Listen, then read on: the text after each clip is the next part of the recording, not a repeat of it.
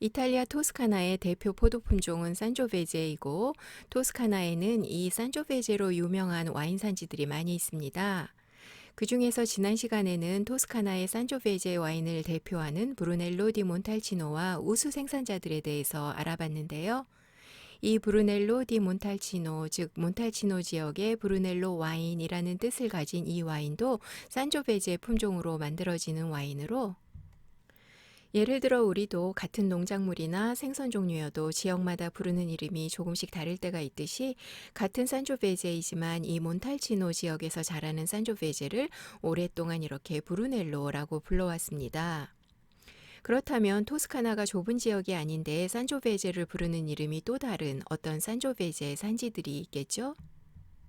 그래서 오늘은 산조베제를 프루놀로 젠틸레라고 부르는 이곳, 토스카나의 또 하나의 유명 산조베제 산지를 살펴보려고 합니다. 같이 출발해 볼까요?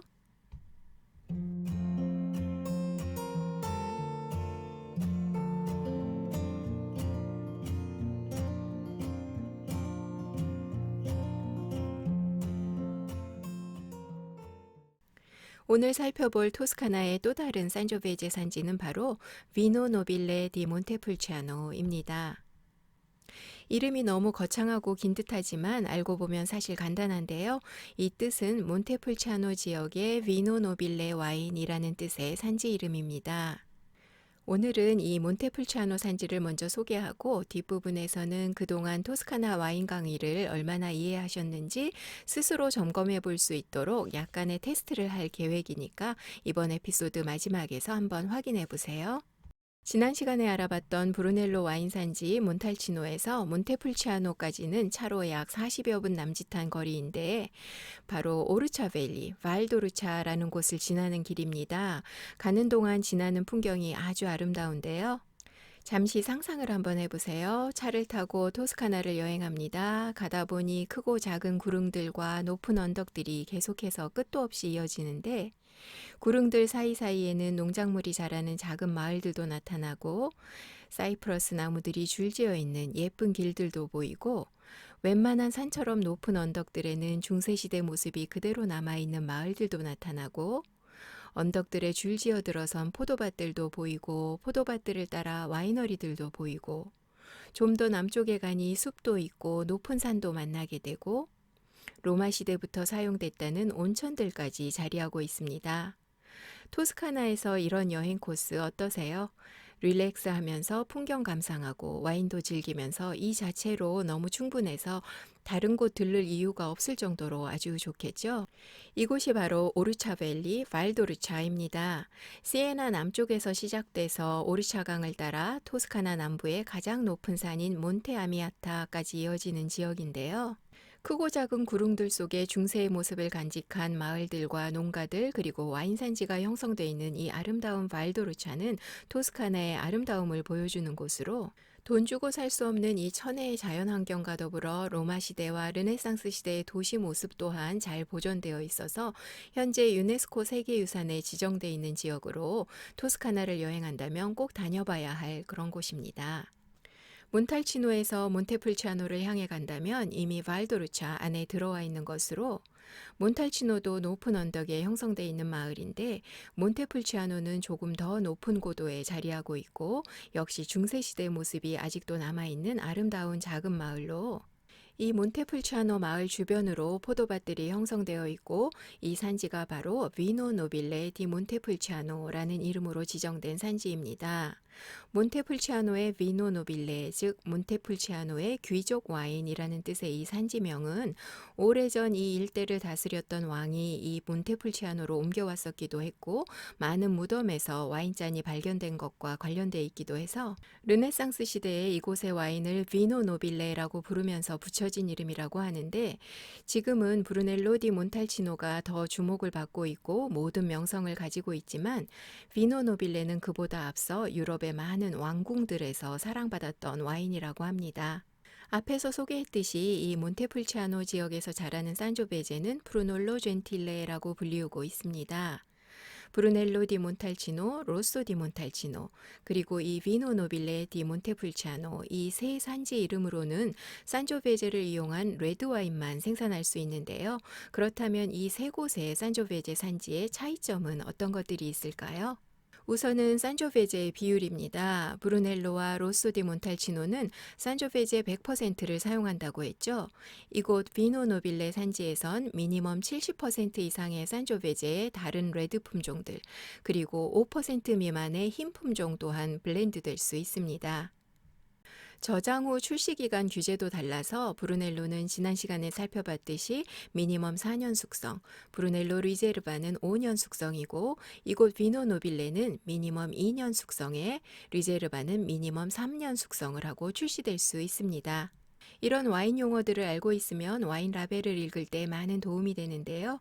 방금 말한 리제르바는 영어권 와인 표기에선 리저브라는 표현으로, 프랑스 와인에선 레제르브, 스페인 와인에선 레제르바, 이탈리아 와인에선 리제르바로 표기합니다. 나라마다 리저브 와인에 대한 규제는 다르지만 이탈리아에선 보통 리제르바라고 표기된 와인들은 짧게는 1년, 길게는 수년 이상 더 보관 숙성시킨 후 출시되는 와인에 붙여지는 용어로 오래 보관할 수 있다는 의미는 그만큼 좋은 포도액으로 만들어졌어야 가능하기도 하고 또 구조감이 좋고 향이 풍부해야 더 오래 숙성할 수 있기 때문에 많은 경우에 품질이 좀 더 우수한 와인이고 생산량이 상대적으로 적어 가격이 더 높은 편입니다.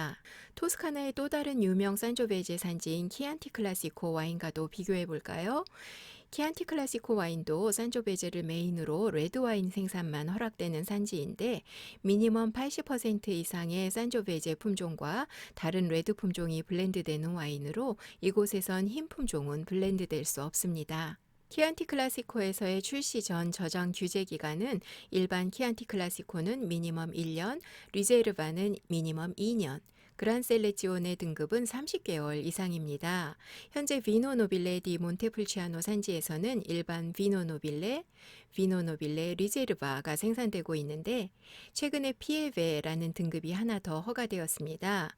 피에베는 리제르바보다 더 상위 등급으로 미니멈 85%의 산조베제로 만들어져야 하고 미니멈 3년 이상의 숙성 기간을 거치고 출시될 수 있는 규제가 있는데 2020년 추수된 포도로 처음 만들어지기 때문에 적어도 2024년에는 비노 노빌레 라벨에서 리제르바 외에 피에베라는 용어도 보실 수 있을 것입니다.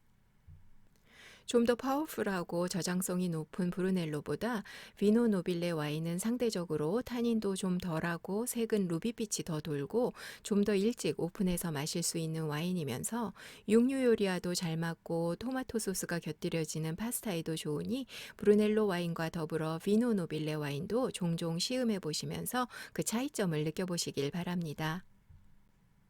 자, 이제 테스트 시간입니다. 지금까지 거의 4회에 걸쳐 이탈리아 토스카나의 산조베제 와인 산지들에 대해 살펴봤는데요.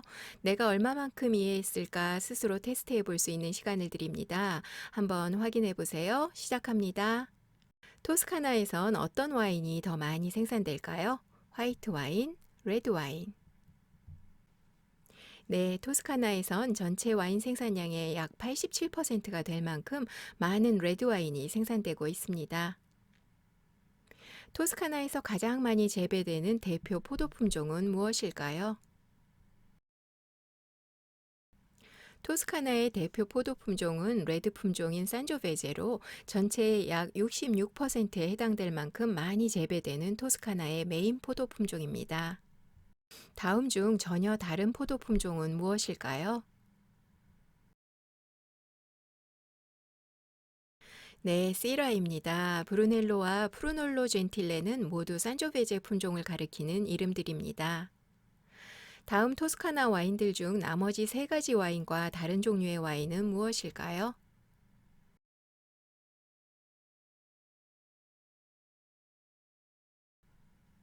키안티, 브루넬로, 비노 노빌레는 모두 산조베제를 메인으로 만들어지는 와인이고 슈퍼 터스카는 인터내셔널 품종인 캬베르네, 멀로, 시라 등을 메인으로 토스카나 서부 볼게리 지역을 중심으로 생산되고 있는 우수한 토스카나 와인들을 일컫는 용어입니다. 숙성 기간이 길어지는 와인들을 왼쪽에서 오른쪽으로 나열했습니다. 틀린 것은 무엇일까요?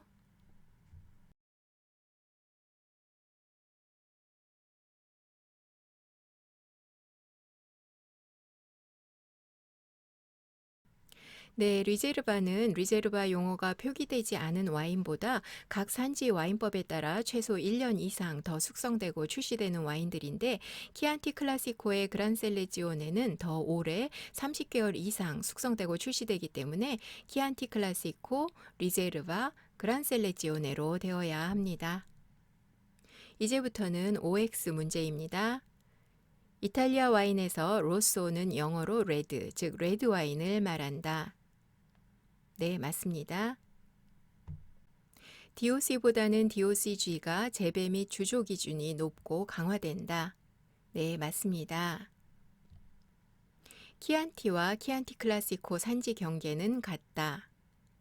아니죠. 처음 키안티 와인 산지가 시작된 곳은 키안티 클라시코로, 이후에 산지가 확장되면서 추가된 곳은 키안티로 이름이 공식화되었습니다.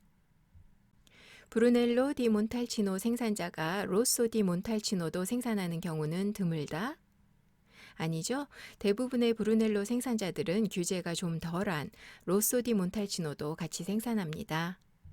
와인 라벨에서 흔히 볼 수 있는 용어들을 중심으로 테스트를 해봤습니다. 어떠셨어요?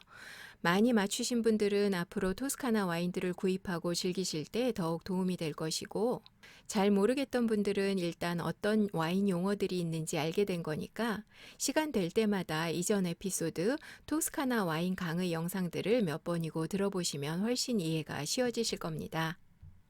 네, 이렇게 해서 오늘은 비노 노빌레 디 몬테풀치아노를 포함해서 토스카나의 산조베제 산지들에 대해 알아봤습니다. 다음 시간엔 어떤 맛있고 재미있는 와인들을 소개하게 될까요? 다음 에피소드에서 확인해 보세요. 다음 시간에 다시 만날게요. 감사합니다.